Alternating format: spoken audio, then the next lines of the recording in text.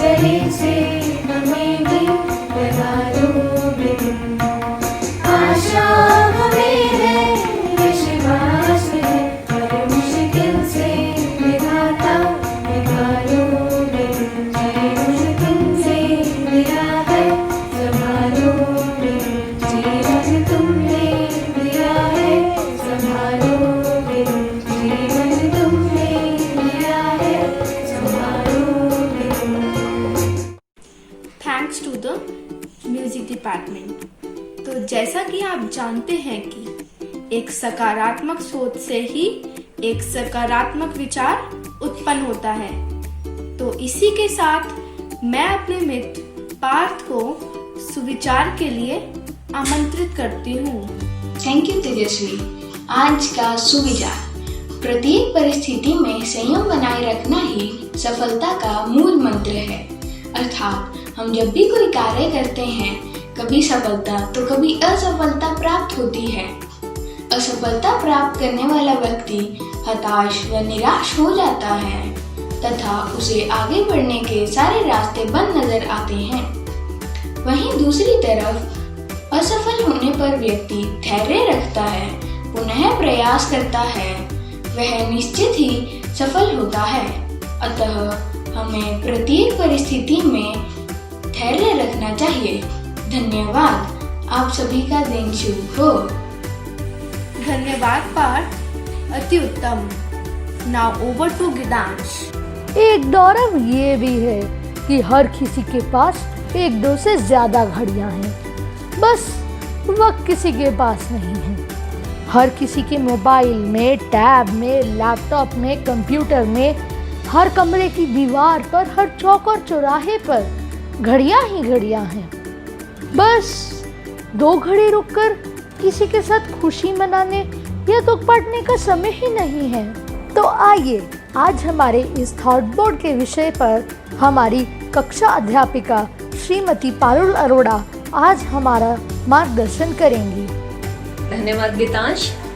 सुख दुख के लम्हे जीवन में हम सबके आते जाते हैं। सांझ सुबह की तरह से ये बस कुछ पल को टिक पाते हैं। जीवन तो चलने का नाम, जीवन तो चलने का नाम है, सबक हमें यही सिखाते हैं। सुख में ना होना अति उत्साहित, सुख में ना होना अति उत्साहित, दुख में ना खोना होश कभी। एक सिक्के के 2 पहलू हैं, एक सिक्के के 2 पहलू हैं ये, बस विरले ही ये समझ पाते हैं, बस विरले ही ये समझ पाते हैं। नमस्ते प्यारे बच्चों, आज के हमारे थॉट बोर्ड का विषय है सहनशीलता, सब्र यानी पेशेंस।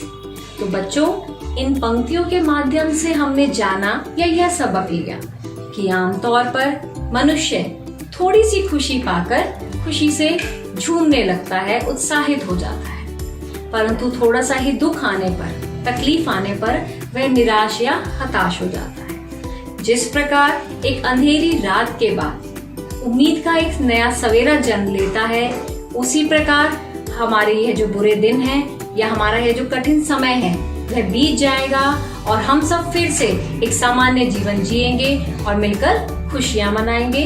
इसी उम्मीद के साथ थैंक यू एवरीवन। आने वाला पल जाने वाला है, हो सके तो इसमें जिंदगी बिता दो, पल जो ये जाने वाला है। कद्र करोगे अगर वक्त की तुम, तो कद्र होगी तुम्हारी भी। जीत जाओगे हर बाजी तुम, ना हार होगी तुम्हारी कभी। जो बीत चुका है उसका अफसोस मनाना कैसा, जो चल रहा है उसे पकड़ लो, वही बनाएगा तुम्हें तुम चाहोगे जैसा।